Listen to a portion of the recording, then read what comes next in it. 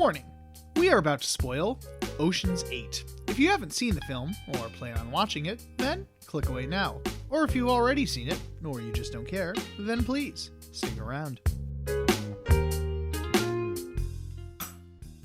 Alright everyone, we're coming back with a soft reboot of the Ocean series. We've robbed 2 casinos, we went up against another art thief, so what should we do for our big comeback? A ring. I mean, a ring can be expensive, but maybe something a bit bigger. How about a necklace? Oh, okay, you're really stuck on this jewelry thing. I know we're going to be a cast of all women, but let's maybe think a bit bigger, like a bank? Nah, man. Necklace. Okay, I guess just one? Maybe multiple necklaces, or? Just one. Sure, we'll just steal one. That will be, well, say it costs a lot, I guess.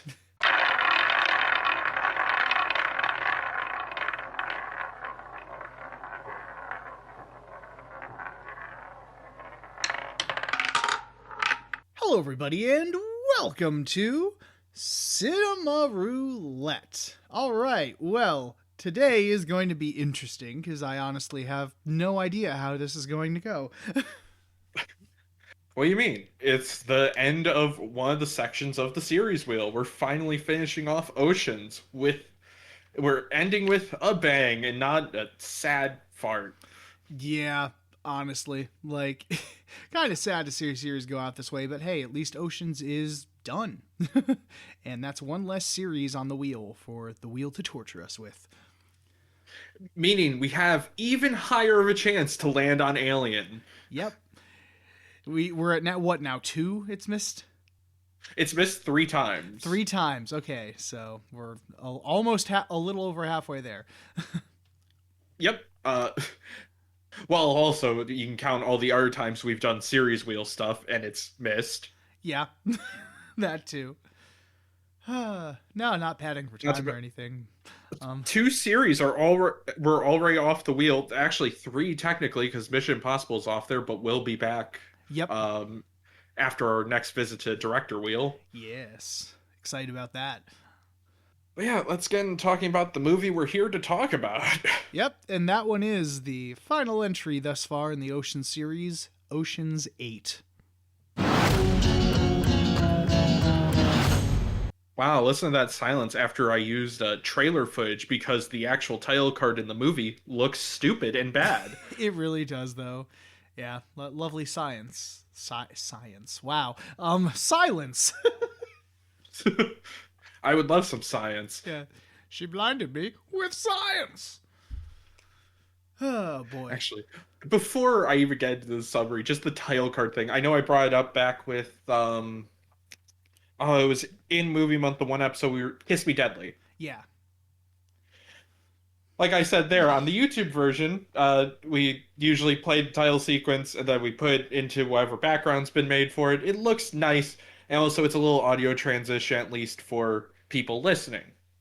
Here, the title is white text on a sunny day in New York, meaning there's a lot of bright colors that title, and it looks bad. It does. It doesn't pop in any way. It just kind of blends in needlessly with the background. And it goes Oceans, swipe, 8, swipe. So it's not even fully on screen, so I'm using trailer, hopefully. Yeah. Hopefully. Oh my god. There is a part of me that wants to put in needless, frame transitions in the YouTube version. Yeah. We'll get to that. Spice things up a bit. It's still going to be just to whatever I set the background image as. Yeah. Oh, man. Anyway, Ocean's 8. Before we even got into this, I set my bar so low. Yeah. I just kind of went into it and I'm like, oh boy, I've heard middling things. Could be good, could be decent at best, bad at worst. And it leaned heavily towards worst. Yeah, like, middling is being so kind to this movie. It really is. But we'll do a quick summary. Yeah. Meet Debbie Ocean, the sister of Danny Ocean, who he has totally mentioned multiple times and just didn't invite her to other heists, even though she is also a career criminal. Yep. Because why would you? Uh, Debbie is just getting out of prison because we're making it like the opening of the first movie. It's fine, whatever. We're a soft reboot here. She does the same thing of saying, "Oh, I'm not going to get into any criminal activity. I want to just be a helpful person to society." She immediately talks about something she planned with one of the guards, like a somewhat of a heist. That doesn't come up again, don't worry. She goes in New York City. She shoplifts some makeup. She overhears someone leaving a hotel and then basically calls right next to the front desk to get back in, gets a room for the night, and she's doing fine. Yep. Also, a thing people love to do in soft reboots, semi sequels. Danny's dead, possibly. I thought they pretty much confirmed he was dead. Why is it possibly? Well, they still said it twice of like, well, he may not be dead. I'm not sure. Oh, And really? also, there's apparently another Ocean sequel in the works, which rule with the series wheel. Nothing after 2025. Yeah. We're just so we don't have to keep adding to it. We're cutting it off. Yeah, I mean it's just such a huge wheel and takes so long to record that by the time we finish it, like 5 other movies will come out in the different series. It's also just not helpful. Big mainstream Hollywood seems to be really out of ideas. It's like everything is getting a sequel and a reboot, and we Yep. need it. Yep. If we pump $250 million into it, surely we'll get it back. That's a whole nother conversation for a whole nother time. Yeah, If you know, you but know. he goes to Danny's possible grave, and Ruben shows up for one of the 2 cameos we're gonna get from the original. Yup. You couldn't even have Danny's wife show up? Right? She was a big character in the other movies. Tess would be awesome, but Yeah. no. Nah. Ruben says, "Yo, Danny saw the heist and said it was a good idea, but you're gonna end up in prison if you try this shit." And she's like, "Thanks, Ruben." And that's Ruben. Yep, that's it. Hope his paycheck paid well. Same. She goes to meet with her friend Lou, and Lou is also running a side gig. She's apparently watering down imported alcohol to sell more of it. Okay. Yeah. I understand she's supposed to be like the Brad Pitt here, but Brad Pitt was robbing a big vault or doing other interesting jobs instead of just reselling alcohol. Yeah. Kind of boring, honestly. Even what's her name again? Debbie Ocean? Yes, Debbie Ocean. Yeah, even she points out, come on, you can do better than that.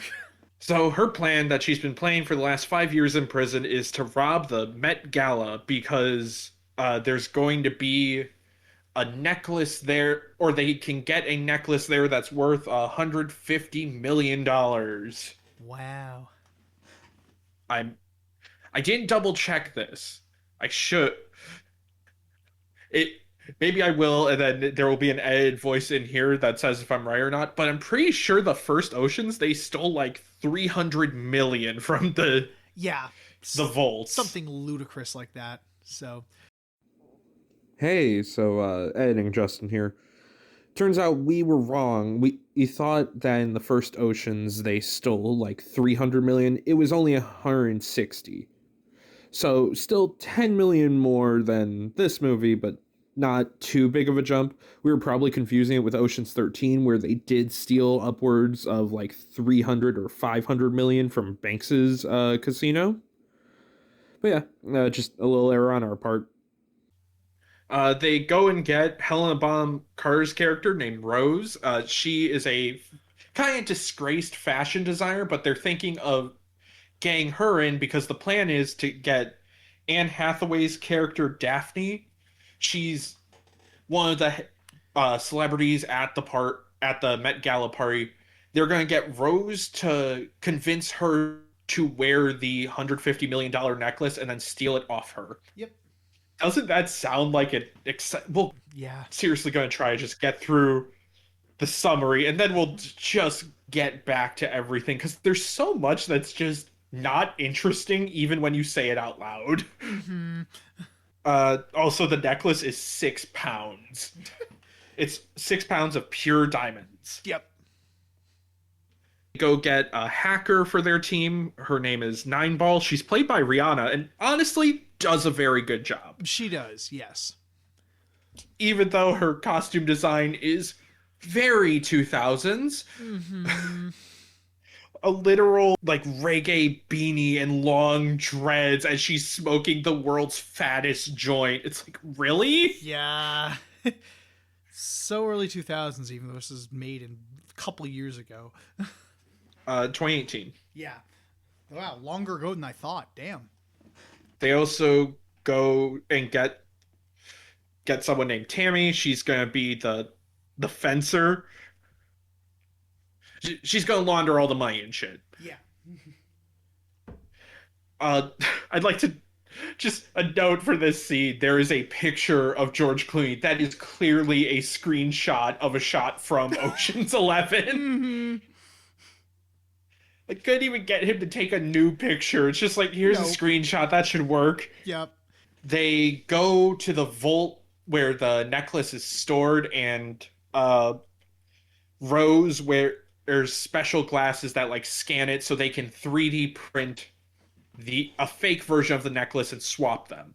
Also at the Met Gala, they put up a painting and blame it on Banksy, so that way security changes in a way that will help them get in easier. We'll admit, pretty clever. That is actually a clever little thing to do. Yeah. Also, we find out that, just like the first movie, this is lightly personal. Oh. Because Debbie was doing another job, but the dude she was doing with basically lied and immediately threw her under the bus when they got busted. So now she's going to do this and then blame him, basically, so he will go to prison as well. Yeah. We even redo the whole "don't make it personal" speech that we got in Ocean's 11, but bad. Anyway, we're all right at the party. Oh, the necklace has a magnetic lock on it. Nineball calls up her sister. They figure out how to beat it. It's not that hard. Yeah. They all sneak in as either guests or workers at the Met Gala. They put some poison in Daphne. I keep wanting to just call her Anne Hathaway. They put poison in Daphne's food, so she goes to the bathroom to vomit. They steal the necklace off her while she's vomiting. They chop it up. Before security knows anything is up, they get out of there. And there we go. We stole the thing successfully. No one was caught. Yep. Why is there still 30 minutes to this fucking movie?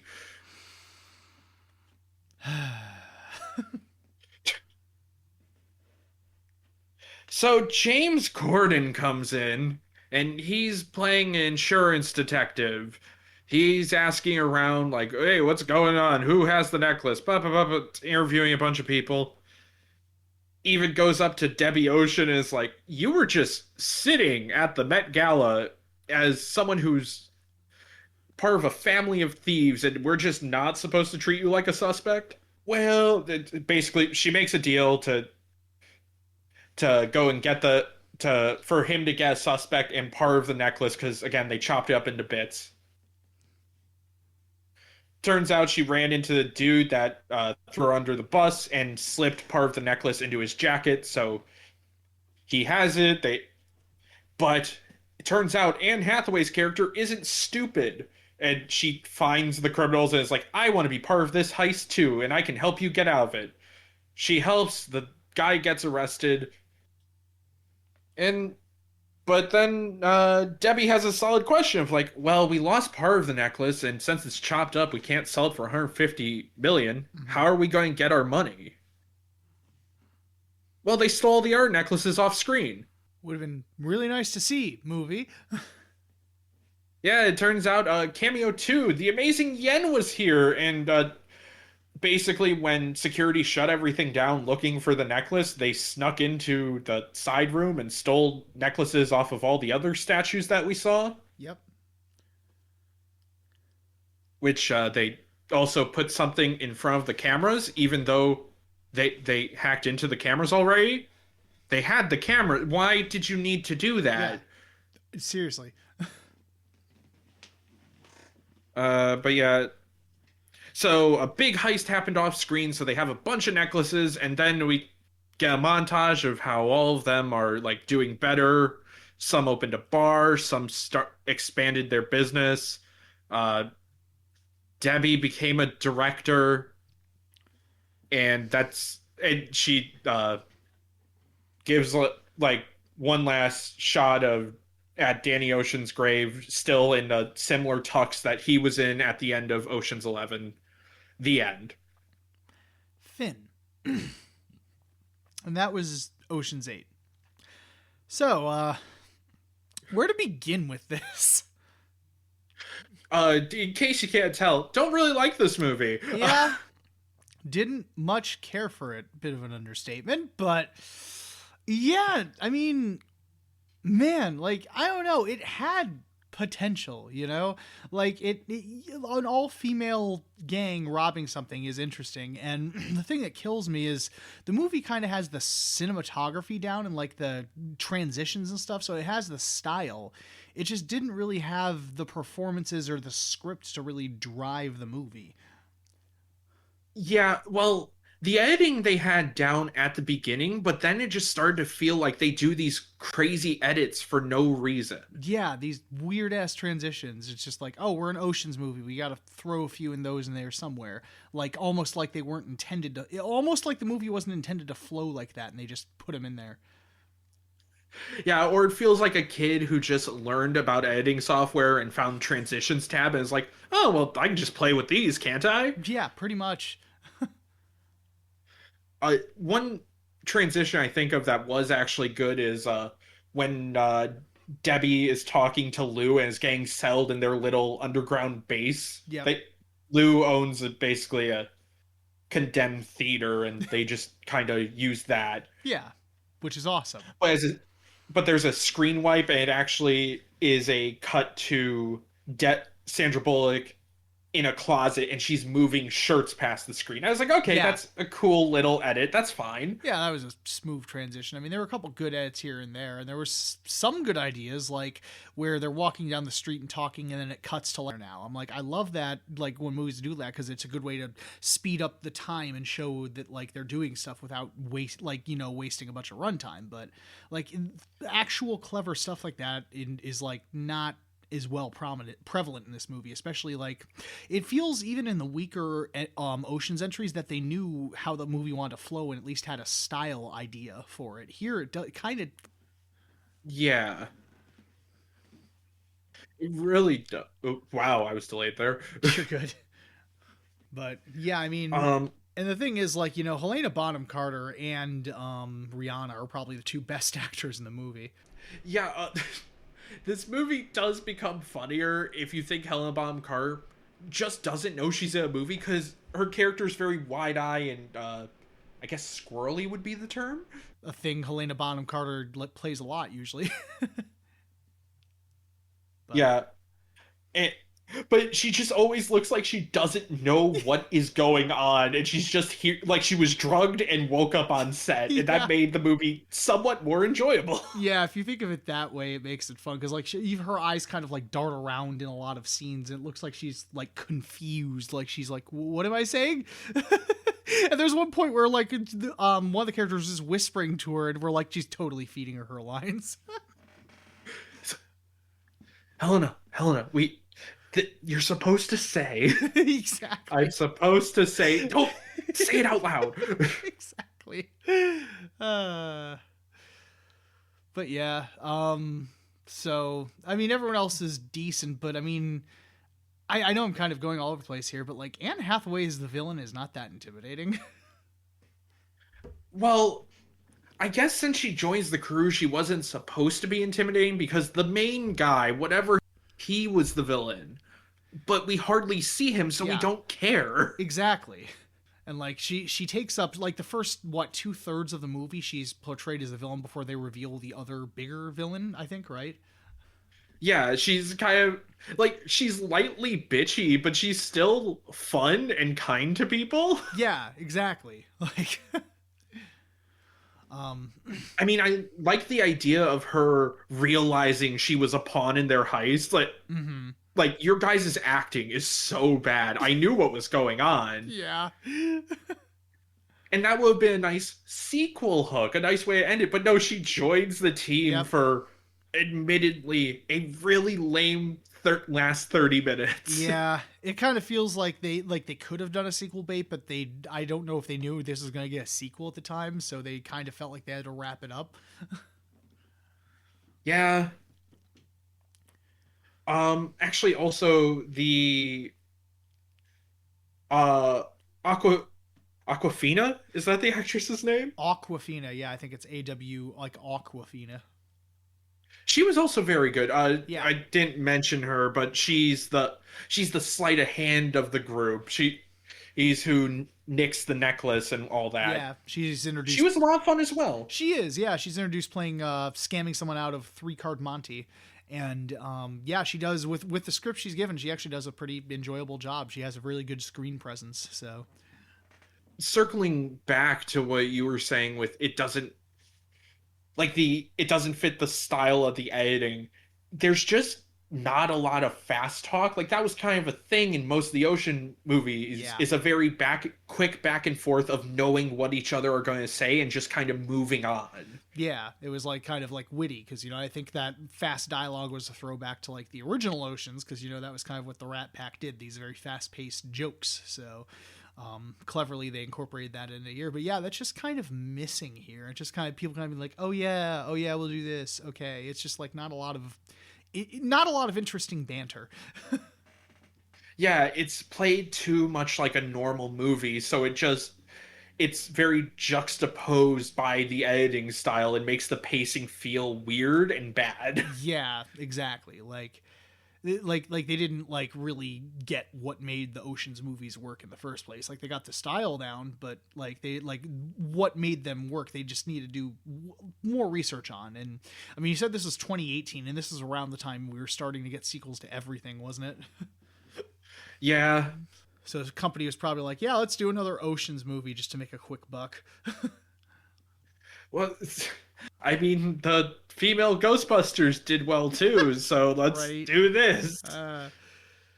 And look, this movie doesn't fail because it's all women. Yeah. The actors are doing the best they can with this script. Exactly.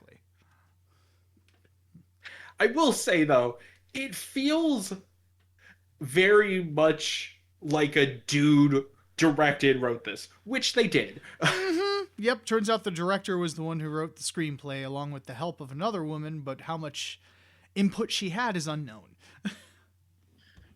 Like, really? We're just stealing a necklace where we open with stealing perfume and makeup?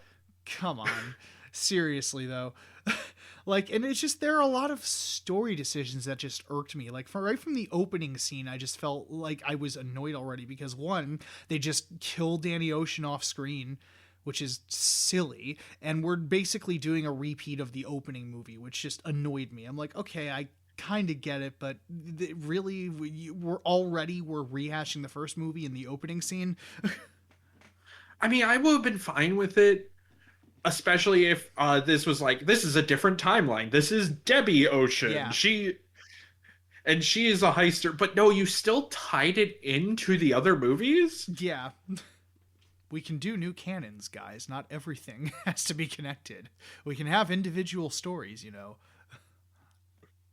Hell, you could have had a throwaway joke of just like, Debbie Ocean? You mean like Danny Ocean? No, different people. Exactly, right?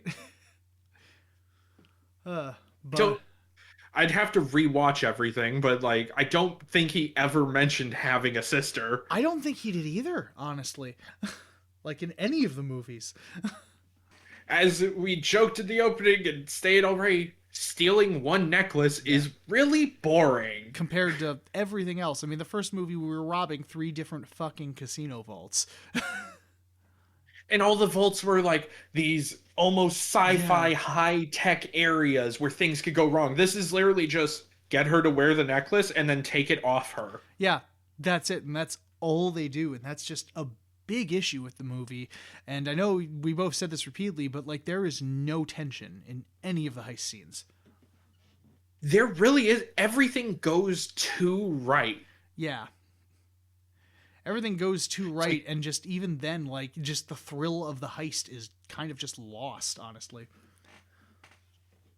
Yeah, there's a lock on the necklace. It's okay, we figured out how to magnetically remove it. Yep. Okay, sure. Some guards are standing right outside the bathroom. Just talk at them like you're a Karen, and then you'll get right past. Yep. And it works. It's just kind of lazy.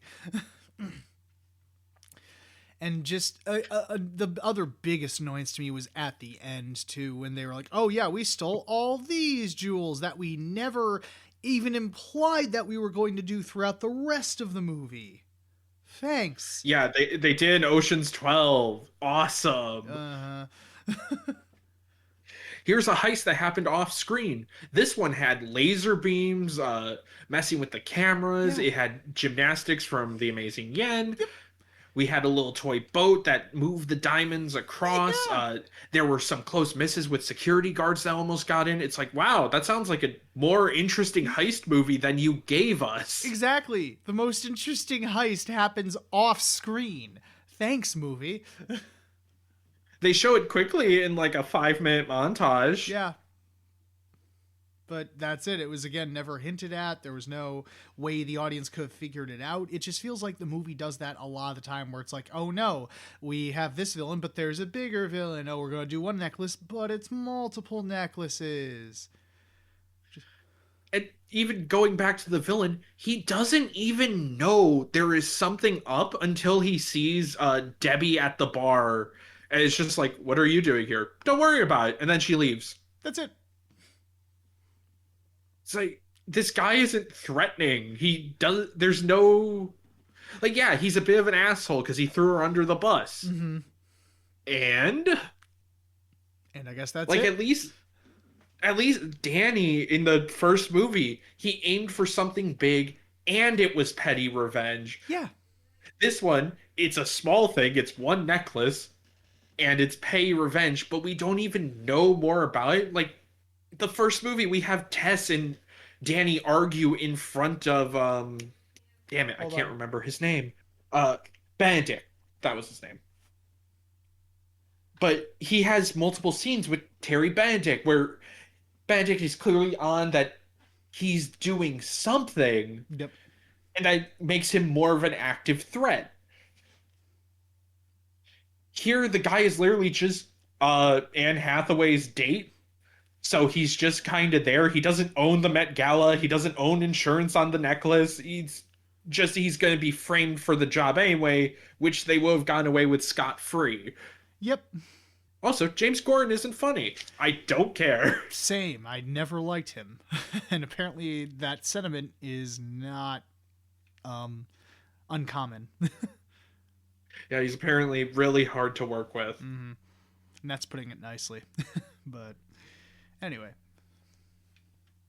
Yeah, just everything about this movie is such a downgrade. Yeah. And to go off on a bit of a different rant, the people who were mad at this movie for being woke, or quote-unquote woke, because it's all women. Of course there were. Of course there was. There was more than one woman in the movie. It makes them angry, and some of them weren't white. God. But the thing I find the most funny about that criticism is there's so many other problems with the movie. You could have hid your sexism and focused on how boring the plot is, the bad pacing, the lack of a villain, really. Yeah. But no, you had to be mad because women. As a small bit of praise, there were a couple of jokes that did make me laugh. That's good. Yeah. The main one I remember is with Nine Ball. They're like, okay, what's your real name? Eight Ball. Yeah, Just a good little quip. it I was. don't.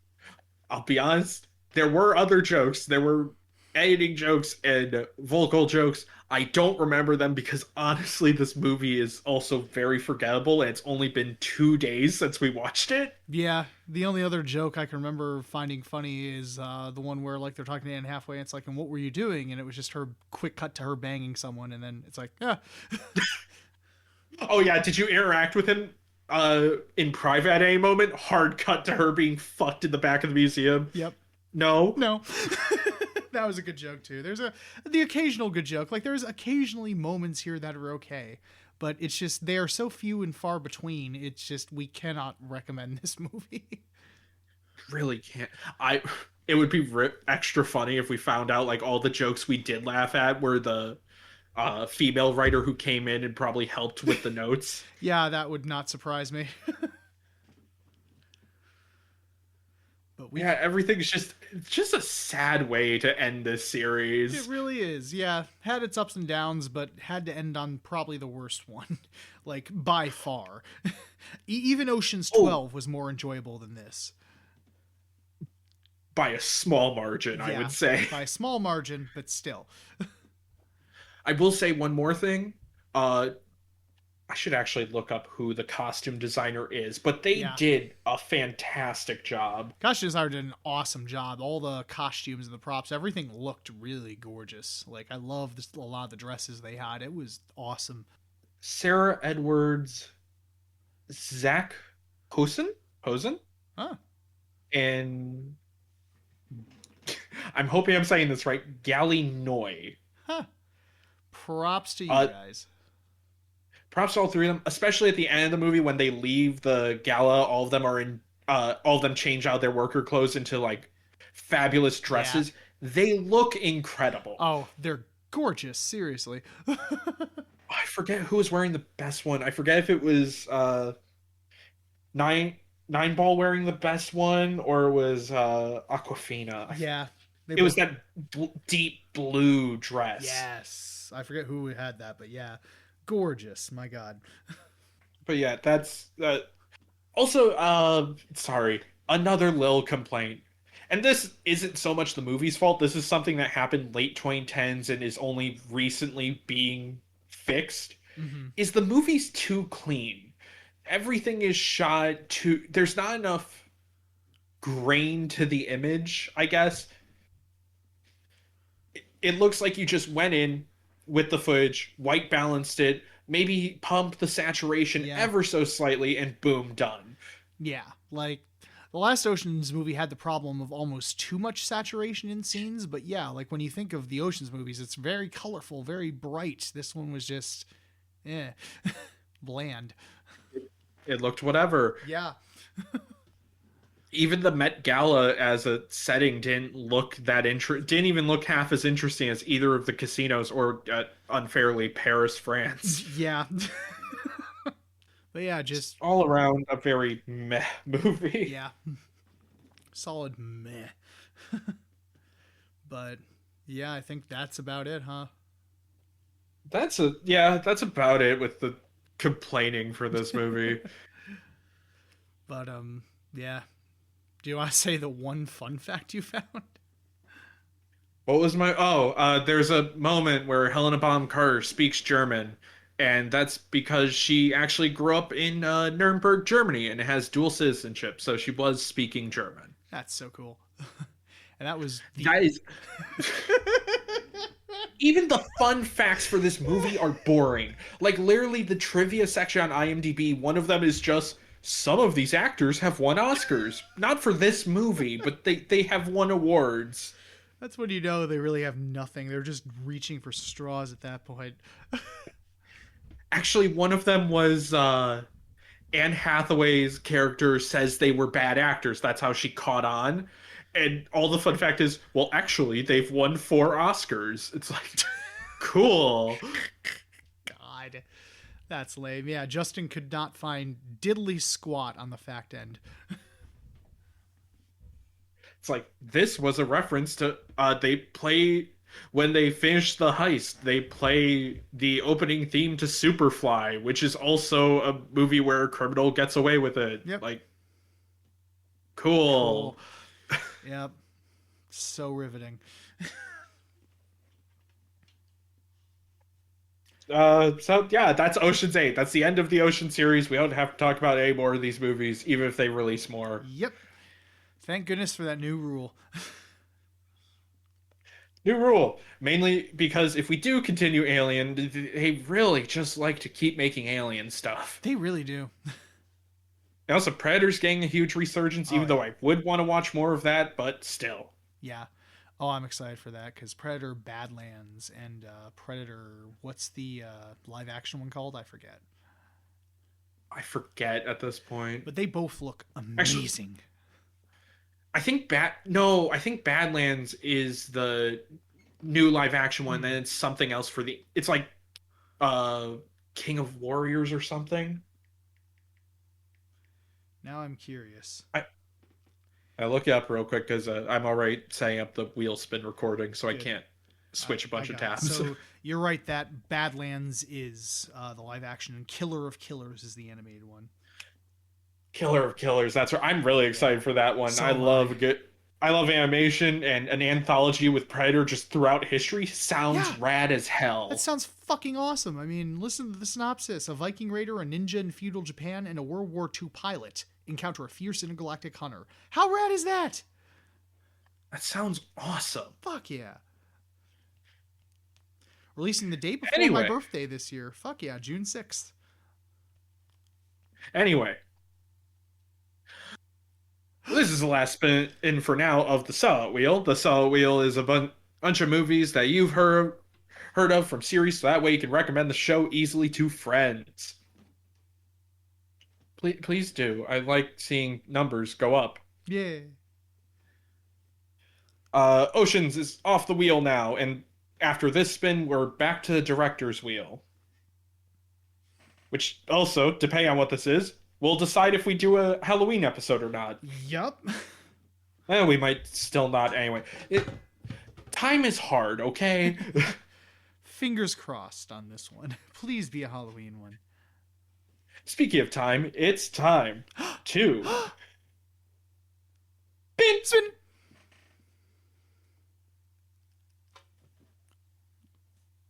That's not a Halloween movie at all. It's Back to the Future Part 2. Oh, interesting.